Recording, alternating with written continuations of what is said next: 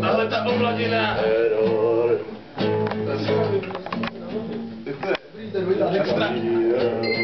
Na ztrátu času jen tak máte rukou. Kurňa. Taky. Už je mi nějakých 13.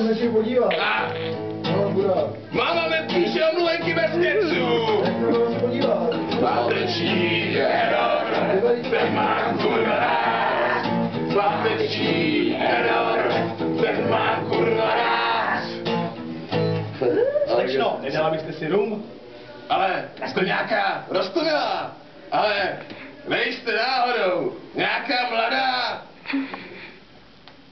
Co si sakra myslíš? Ty, že jsi nějaká elita? Nějaká elita? Ne, neotravuj, dětku, co pak snad myslíš, že jsi nějaká elita? A nedala byste si třeba rum? Takový sračky já nepiju. Ne, počkej, to už je zase před. Ne, to je tady tam, takový sračky já nepiju, radši mi nožem na ruku pentagram, radši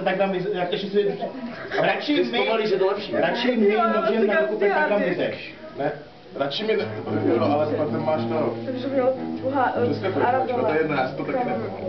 Pak tam je, ale nejlepší verze ze všech je,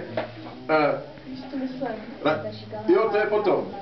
Radši mi vyvedeš na ruku pentagram a pak zapaříme na hrobě vlastní prababičky. A refrén. No, pak už je to refrén. Pak tam je ještě jeden. Já jsem tady včas. Pak je tam, jo, a potom musí vysoká. Bez patologie se Jo. marginalistickou populací.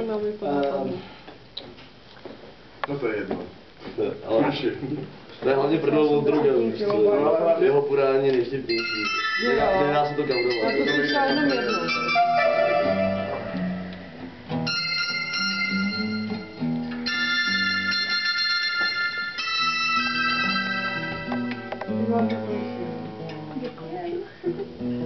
Natočila si je? Tam.